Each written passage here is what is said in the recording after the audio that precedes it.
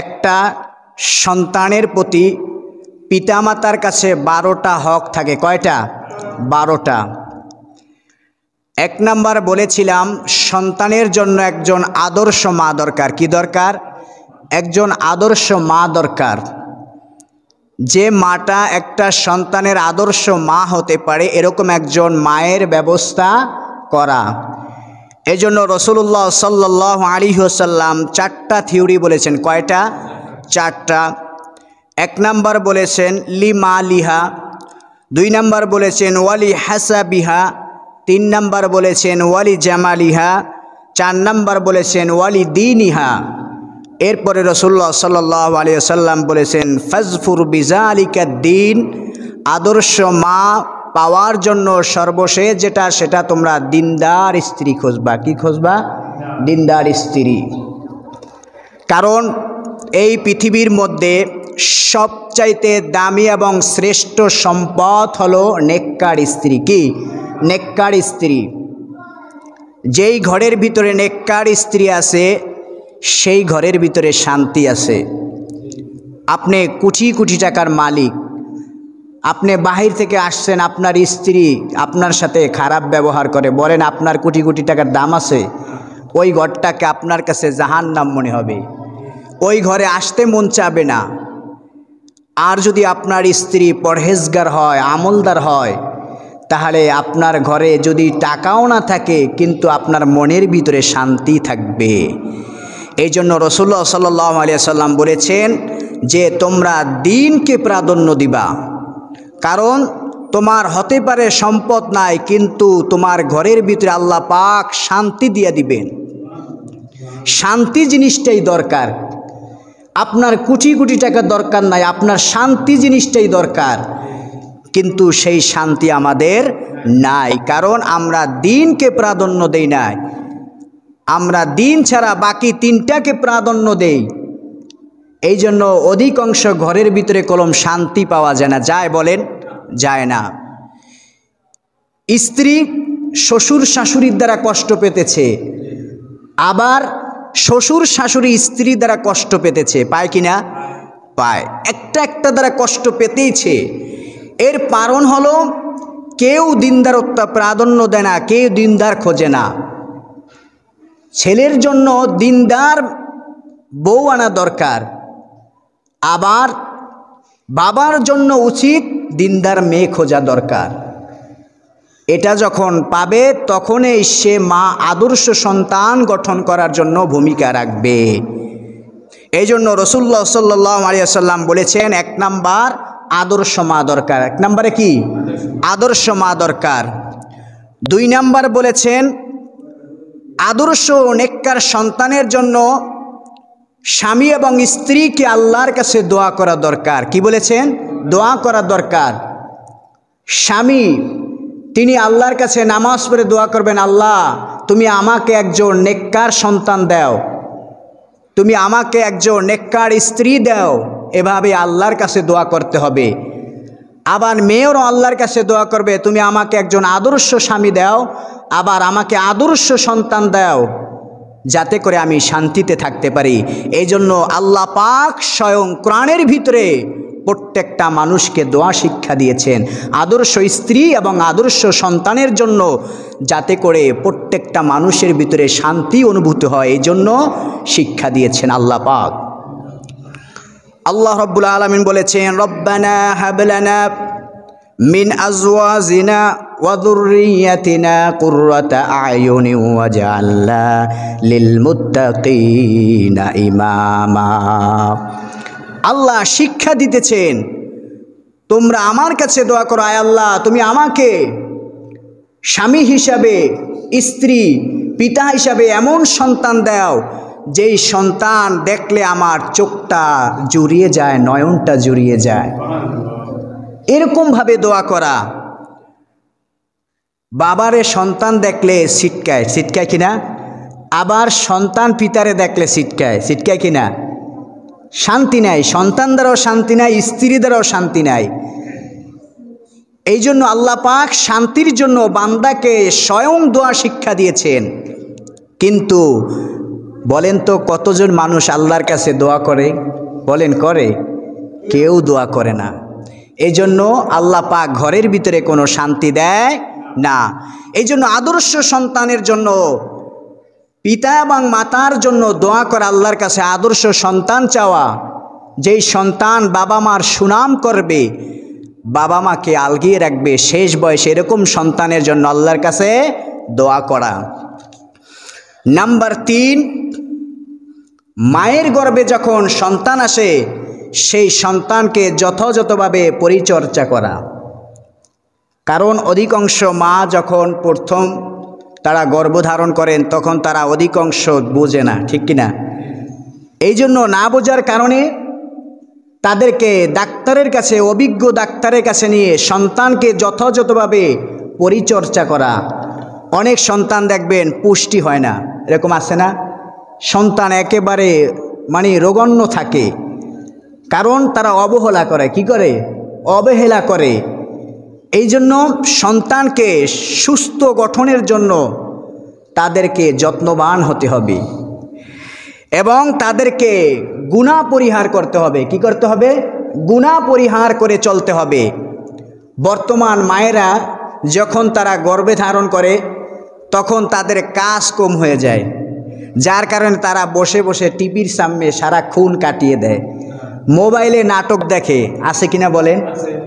তারা কাজ করে না, কিন্তু বসে বসে কি করবে এই জন্য তারা সারাক্ষণ বসে বসে কী করে? টিভি দেখে, নাটক দেখে, স্টার জলসা দেখে, আবার মোবাইল টেপে সারা রাত। এই যে সে সারা রাত নাটক দেখলো, মোবাইল টেপলো, তার গর্ভে যে সন্তান আসবে সেই সন্তানের প্রতি তার এই অভ্যাস অবশ্যই পড়বে। এই জন্য অনেক সন্তান দেখবেন ভাত খাওয়ার সময় মোবাইল ছাড়া ভাত খায় না। আছে না এরকম? অধিকাংশ সন্তানরাই দেখবেন ভাত খায় না। মোবাইল যতক্ষণ সামনে না থাকবে ততক্ষণ পর্যন্ত কি খাবে না? ভাত খাবে না। এটা কেন? ওই যে মা গর্ভাবস্থায় সন্তানকে রেখে ছবি দেখেছে, খাইছে আর টিভি দেখছে, নাটক দেখছে, এই প্রভাবটা এখন সন্তানের প্রতি পড়েছে, যার কারণে সন্তান আদর্শ সন্তান হয় না। এ মা যদি গর্ভে ধারণে বসে কোরআন তেলাওয়াত করত, তাসবিহ জড়ত, আল্লাহর জিকির করত, অবশ্যই ওই মায়ের থেকে আল্লাহ পাক আদর্শ সন্তান বের করত। কিন্তু আমরা করি উল্টাটা। আমরা কি করি? উল্টা আমরা সারাক্ষণ ছবি দেখি, নাটক দেখি, গুনার কাজে ব্যস্ত হয়ে যায়। এখন সন্তান তো ওরকমই হবে। এই জন্য সন্তান একটু বড় হলেই হয় গাঁজাখোর, সন্তান একটু বড় হলেই সিগারেট খায়। বাবার সামনে সন্তান কি খায়? সিগারেট খায়। বাবার সামনে সন্তান অবৈধ কাজে জড়ায়, অবৈধ কাজে জড়ায়। এটার একটাই কারণ, সেটা হলো বাবা মার সঠিক দায়িত্ব নাই। বাবা মা নিজেই গুনাহ করে সন্তানকে পেটে রেখে। এই জন্য সন্তানকে গর্ভে আসার পরে ওটাকে সুন্দরভাবে পরিচর্যা করা, গুনাহ থেকে তাকে বেঁচে থাকা দরকার। 4 নাম্বার, পিতামাতার প্রতি সন্তানের হক কি? সেটা হলো সন্তান জন্মগ্রহণ করার পরে তাহমিকা করানো। কি করানো? তাহমিকা। সন্তান যখন ভূমিষ্ঠ হয় তখন সন্তানের মুখে মিষ্টি জাতীয় কিছু চিবিয়ে দেওয়া, মধু হোক, খেজুর হোক, যা হোক, এটা চিবিয়ে দেওয়া। এটা যদি কোনো আল্লাহওয়ালার মুখ থেকে চিবিয়ে দেওয়া যায় তাহলে এটা অত্যন্ত বরকতময় হয়। কি হয়? অত্যন্ত বরকতময় হয়।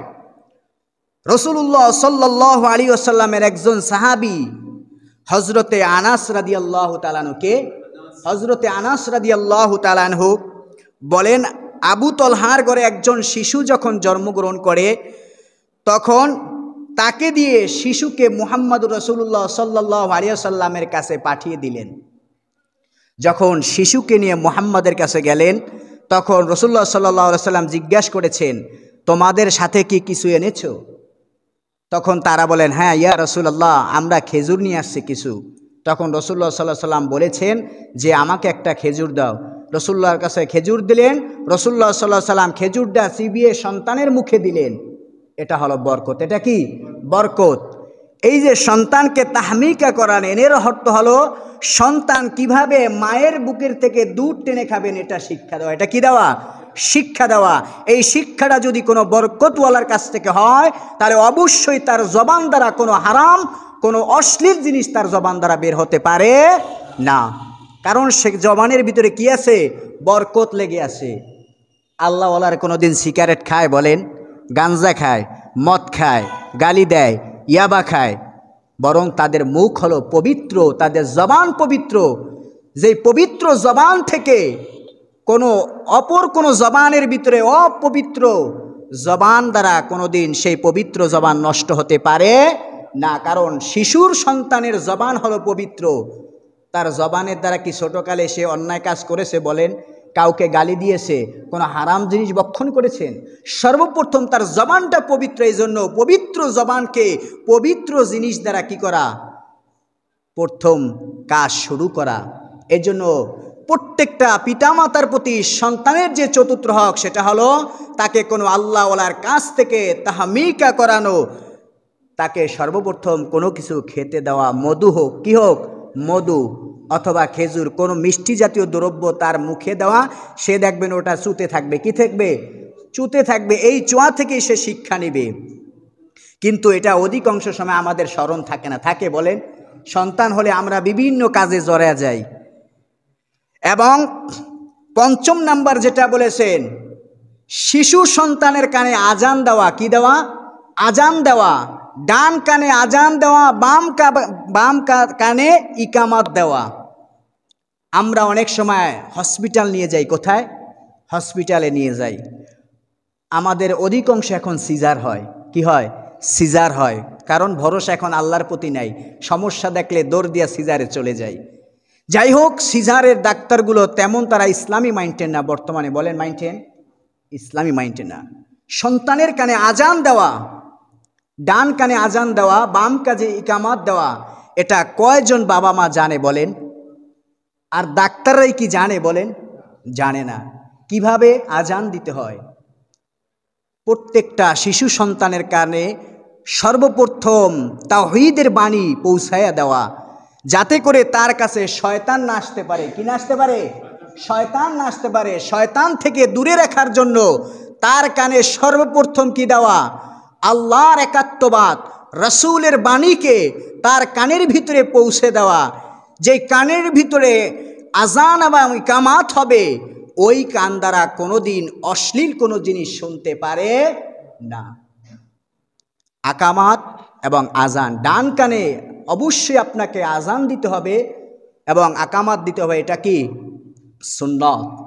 আজানের ভিতরে যে প্রত্যেকটা শব্দ ঠিক আছে, শুধুমাত্র হাইয়া আলাস সলা, হাইয়া আলাল ফালা বাদ দিয়া প্রত্যেকটা শব্দকে বাচ্চাদের ডান কানে শুনিয়ে দেওয়ার সাথে সাথে এবং বাম কানে ইকামাত দেওয়া।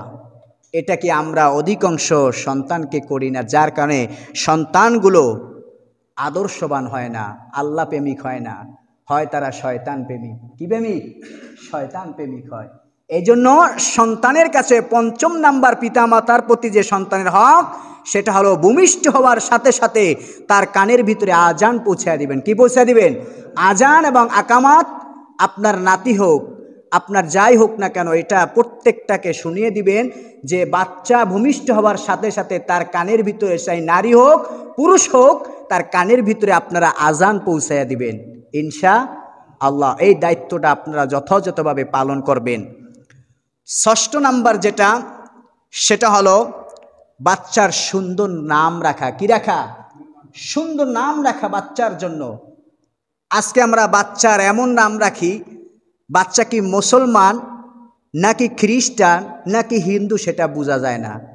এরকম আমরা নাম রাখি, অদ্ভুত অদ্ভুত নাম রাখি। আমরা নাম রাখি কি? শুভ। কি রাখি? শুভ, জয়। যেগুলা হিন্দুরাও রাখে, মুসলমানরাও রাখে। শুভ দেখবেন এটা মুসলমানের নাম আছে, হিন্দুদের নাম আছে নাই? আবার জয় মুসলমানের নাম আছে, হিন্দুদেরও নাম আছে। এই জন্য ইসলামী মাইন্ডে অর্থের দিক দিয়া খেয়াল করে সুন্দর নাম রাখা। কারণ আল্লাহ নবী সাল্লাল্লাহু আলাইহি ওয়াসাল্লাম বলেছেন, কিয়ামতের ময়দানে সমস্ত মানুষকে যখন আল্লাহ পাক হাসরের ময়দানে দাঁড়া করাবেন, তখন কোটি কোটি মানুষের সামনে নাম ধরে ডাকবেন, ও আব্দুল্লাহর বাবা তুমি কে, দাঁড়াও। আবার ডাক দিবেন, ও খাদিজার বাবাকে তুমি দাঁড়াও। সোয়া লক্ষ কোটি কোটি মানুষের সামনে হাসরের ময়দানে যখন নাম ডাকবে শুভর বাবাকে, মানুষ হাসবে না বলেন? শুভর বাবা হিন্দুরও বাবা, মুসলমানেরও বাবা। এই জন্য ছেলে এবং মেয়ে নাম রাখার ক্ষেত্রে আল্লাহ তাআলার নাম থেকে রাখা, সাহাবীদের নাম থেকে রাখা। আব্দুল্লাহ, আব্দুর রহমান, কুদ্দুস, আব্দুল কুদ্দুস, আব্দুল করিম, সুন্দর সুন্দর নাম রাখা।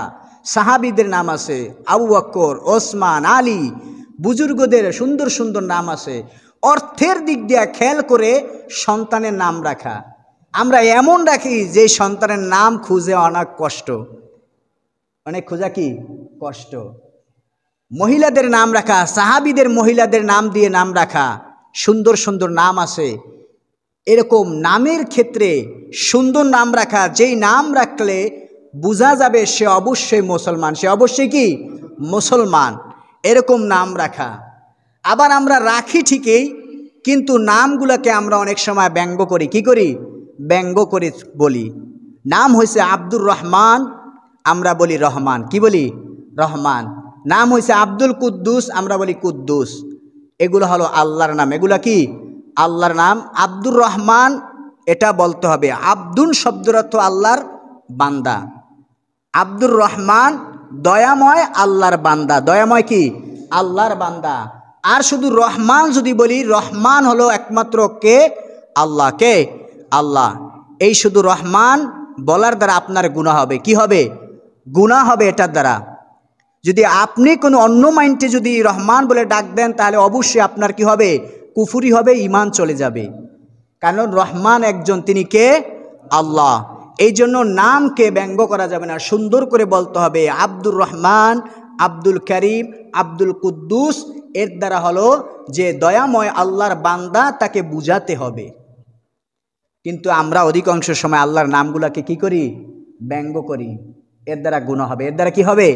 গুনাহ হবে। যাই হোক, এজন্য রাসূলুল্লাহ সাল্লাল্লাহু আলাইহি ওয়াসাল্লাম বলেছেন যে কুল্লু গুলামিন রহিনুন আকিবাতি তুসবাহু আনহু ইয়াওমাস সাবঈ ওয়া ইউহলাকু রাসুহু ওয়া ইউসাম্মা। রাসূলুল্লাহ সাল্লাল্লাহু আলাইহি ওয়াসাল্লাম বলেছেন, প্রত্যেকটা শিশু সন্তান তিনটা অধিকার নিয়ে জন্মগ্রহণ করে। কয়টা? তিনটা। এক নম্বর হলো সন্তানের সপ্তম দিন, সপ্তম নাম্বার দিনে তার নাম রাখা। কি রাখা? সুন্দর একটা নাম রাখা। এবং পশু জবাইয়ের মাধ্যমে আকিকা করা। কি করা? আকিকা করা। এবং সর্বশেষ তার মাথা মুন্ডানো। তার মাথা কি? মুন্ডানো। এটা প্রত্যেকটা শিশু ভূমিষ্ঠ হওয়ার সাথে সাথে এটা অধিকার নিয়ে আসে। সপ্তম দিনও যদি নাম রাখা, এটা সুন্নত নয়, তবে আপনি জন্মগ্রহণের দিনও নাম রাখতে পারেন, কোনো সমস্যা নাই। জন্মগ্রহণ করার আগে আপনি সুন্দর একটা নাম যাচাই করলেন, বাছাই করলেন, এই নামটা রাখতে পারবেন। তবে সপ্তম দিনের ভিতরে নাম রাখা এটা রসুলের সুন্নাত। 7 দিনের ভিতরে অবশ্যই আপনার কি রাখতে হবে? নাম রাখতে হবে। সুন্দর একটা নাম রাখবেন। এটা একটা সন্তানের অধিকার। এটা একটা সন্তানের কি? প্রত্যেকটা পিতামাতার প্রতি সন্তানের সুন্দর নাম রাখা এটাও একটা অধিকার। কিন্তু এটা আমরা বুঝি না। এটা আমরা কি বুঝি না। আমরা যেই নাম পাই, অনেকে রাখছে করুণা। কি রাখছে?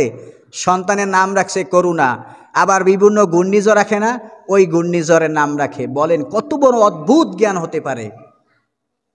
এই জন্য সন্তানের পিতামাতার প্রতি যে হক, সেটা হলো সুন্দর নাম রাখা। কারণ রাসূলুল্লাহ সাল্লাল্লাহু আলাইহি সাল্লাম কাছে কোনো শিশু সন্তান আসলে তিনি সন্তানের সুন্দর সুন্দর কি করতেন?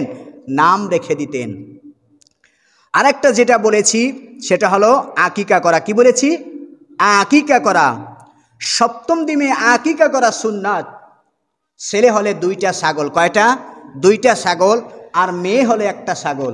এই আকিকা করা প্রত্যেকটা সন্তানের প্রতি এটা একটা অধিকার।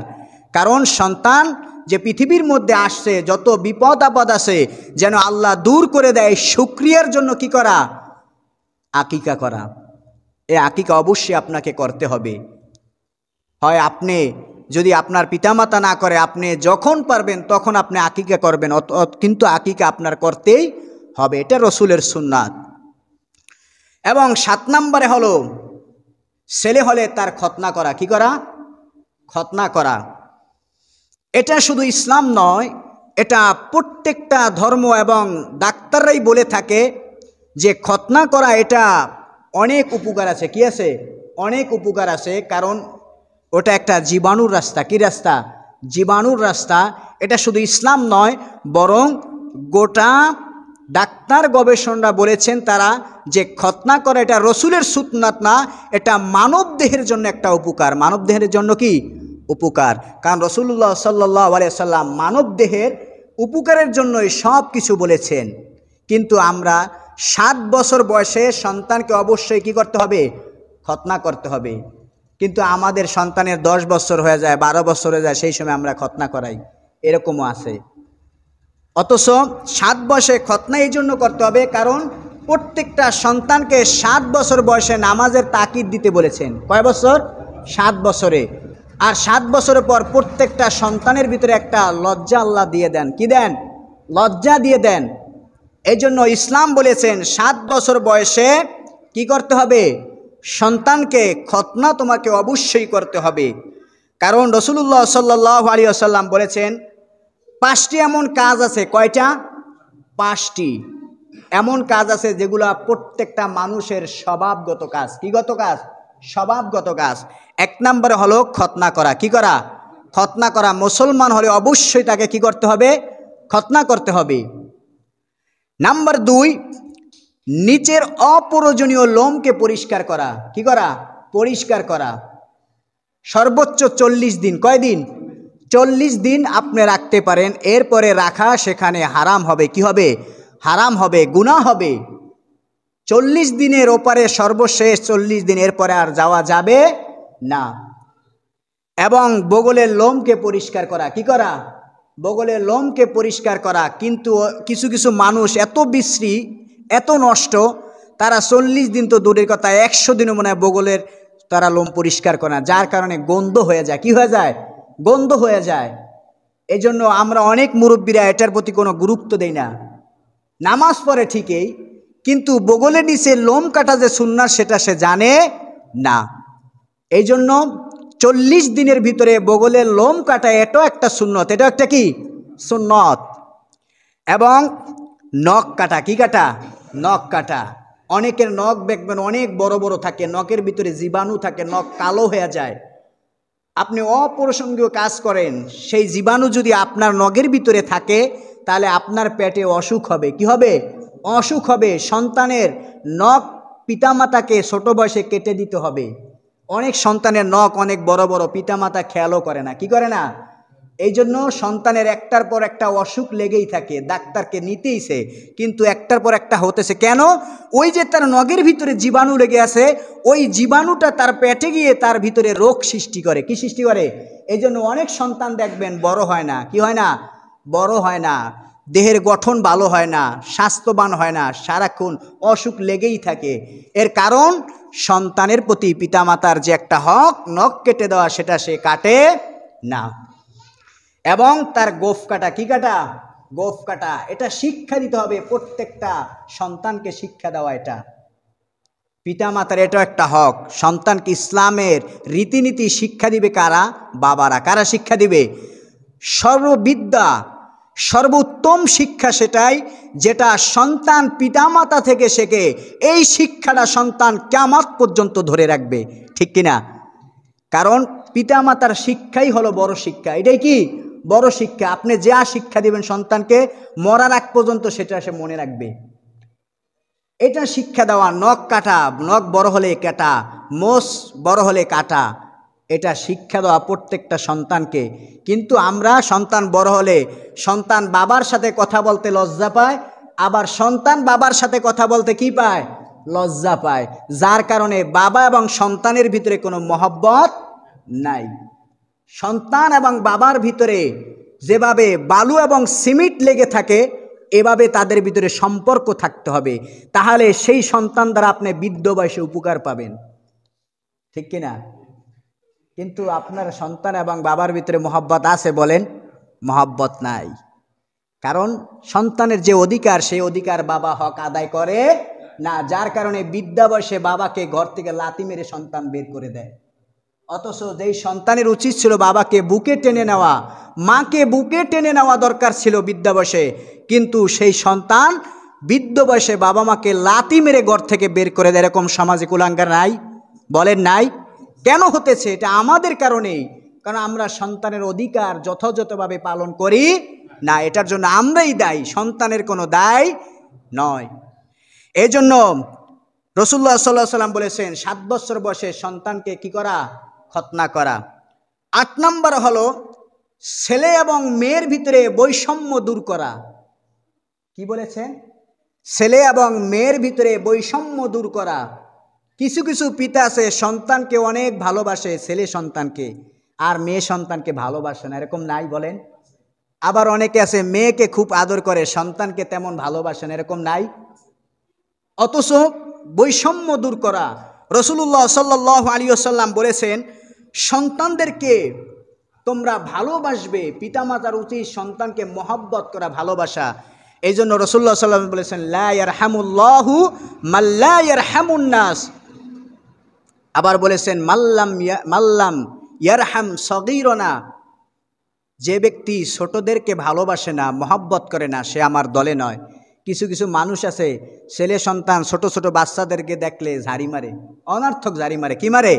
অনর্থক ঝাড়ি মারে। এই জন্য ছোট সন্তানরা এখন মুরব্বীদেরকে আর সম্মান করে না। কি করে না? সম্মান করে না।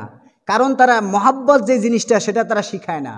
তারা শিশু সন্তান দেখলে অনর্থক ঝাড়ি মারে। এরকম লোক নাই বলেন? নাই? এটা শিখায় কারা? এটা আমরাই শিক্ষা দেই। এই জন্য সন্তানদেরকে ছোট ছোট বয়সে সন্তানদেরকে ভালোবাসা, মহব্বত করা। রাসূলুল্লাহ সাল্লাল্লাহু আলাইহি সাল্লাম কোনো সন্তান দেখলেন তিনি কুলে টেনে নিতেন, আদর করতেন। হাসান হোসাইনকে তিনি সর্বদা বুকে টেনে নিতেন। এমনও আছে রাসূলুল্লাহ সাল্লাল্লাহু আলাইহি সাল্লাম নামাজ পড়তেছেন, হাসান হোসাইন তার কাঁধের উপর বসে রয়েছে, বিশ্বনবী কি করতেছেন? সেজদায় রয়েছেন। যতক্ষণ পর্যন্ত হাসান হোসাইন না নামে ততক্ষণ পর্যন্ত সে সেজদা থেকে ওঠে নাই। এটা হলো মহব্বত, ভালোবাসা, যার কারণে রাসূলুল্লাহ সাল্লাল্লাহু আলাইহি সাল্লামের নাতিরা তার জন্য জীবনও দিয়েছেন। দিয়েছেন কিনা? দিয়েছেন। এই জন্য ছেলে এবং মেয়ের ক্ষেত্রে বৈষম্য দূর করতে হবে। মেয়ে হলো আলহামদুলিল্লাহ, ছেলেও হলো আলহামদুলিল্লাহ। ছেলের জন্য আপনি যা করবেন মেয়ের জন্য তাই করবেন। এমনও পিতামাতা আছে সন্তানকে সমস্ত জমিন লিখে দেয় কিন্তু মেয়েদেরকে না ওয়ারিশ করে দেয়। আছে কিনা? নাই? সন্তানদেরকে সুন্দর সুন্দর ছেলে সন্তানকে জামা কিনে দেয় কিন্তু মেয়েদেরকে সিরা জামা পরায়। এরকম নাই? এই জন্য ছেলে এবং মেয়ে উভয়ের ভিতরে বৈষম্য দূর করতে হবে। এবং যেটা বলেছে 9 নম্বর, সেটা হলো সন্তানের প্রতি ভালোবাসা রাখা। কি রাখা? ভালোবাসা রাখা। ছোট ছোট সন্তানকে ভালোবাসা, মহব্বত, আদর করা। এটা শুধু মানুষের স্বভাব নয়, প্রত্যেকটা প্রাণীও কলম সন্তানদেরকে, ছোট ছোট শিশুদেরকে ভালোবাসে। অনেক ভিডিওর ভিতরে দেখবেন অজগর সাপ সন্তানকে বাঁচিয়ে দেয়, ছোট ছোট বাচ্চাদেরকে। আছে না নাই? আবার অনেক হিংস্র প্রাণী বাচ্চা পুকুরের ভিতরে পড়ে রয়েছে, ওই বাচ্চাকে সে তুলিয়ে আনে। এরকম নাই? কারণ আল্লাহ পাক প্রত্যেকটা মানুষের ভিতরে, প্রত্যেকটা প্রাণীর ভিতরে ভালোবাসা দিয়েছেন। এই জন্য দেখবেন হিংস্র প্রাণীরও ছোট ছোট সন্তানকে কি করে? ভালোবাসে, মহব্বত করে, আদর করে। কিন্তু আমরা মানুষ সেটা করি না। দেখবেন সমাজের ভিতরে এমন আপনার সাথে পারিবারিকভাবে দ্বন্দ্ব, আপনার সন্তানকে নিয়ে নির্মমভাবে মেরেছে। এরকম ইতিহাস আছে না নাই বলেন? ইতিহাস আছে। এরকম অহরহ ঘটতেছে। ছোট ছোট সন্তানদেরকে গলা কেটে মেরে ফেলায়, তাদেরকে পানির ভিতরে চুবিয়ে মেরে ফেলায়, ইট মেরে তাদের মাথা ভিতরে মেরে ফেলায়। আপনার সাথে দ্বন্দ্ব, কিন্তু ছোট্ট শিশু, সেটার কোনো অপরাধ নাই। তাকে ভালোবাসা, মহব্বত করা, মহব্বত শিখানো, এটা প্রত্যেকটা মাতা পিতার একটা সন্তানের প্রতি দায়িত্ব। আপনি সন্তানকে যত ভালোবাসবেন, সন্তান আপনাকেও বিদ্যবাসে ততটা কি করবে? ভালোবাসবে। 10 নম্বর হক, সেটা হলো হালাল খাবারের ব্যবস্থা করা। কি করা? হালাল খাবারের ব্যবস্থা করতে হবে। এটা একটা সন্তানের অধিকার। সন্তান মায়ের দুধ পান করে বড় হয়। কার দুধ পান করে? মায়ের দুধ। এখন মাকে যদি আপনি হারাম খাদ্য খাওয়ান তাহলে সন্তানের পেটে হারাম খাদ্য যাবে, সে হারাম খাদ্য দ্বারা তার দেহ গঠন বড় হবে, যার ফলে সে বড় হলে হারামের প্রতি সে আসক্ত হবে, ঠিক কিনা? কারণ তার দেহটা বড় হয়েছে কি দ্বারা? হারামের দ্বারা। এই জন্য সন্তান যখন গড়ে উঠবে তখন স্ত্রীদেরকে হালাল খাদ্য খাওয়া শিখাবেন, হালাল খাবেন, যাতে করে সন্তানের দেহটা হারামের দ্বারা কি না হয়, বড় না হয়। যেই গোস্ত হারামের দ্বারা বড় হবে সেই গোস্তর ভিতরে কোনোদিন ইসলামের রীতি এবং নীতি বসবে না। এবং 11 নম্বর যে হক সেটা হলো সন্তানকে উত্তমভাবে প্রতিপালন করা। উত্তমভাবে কি?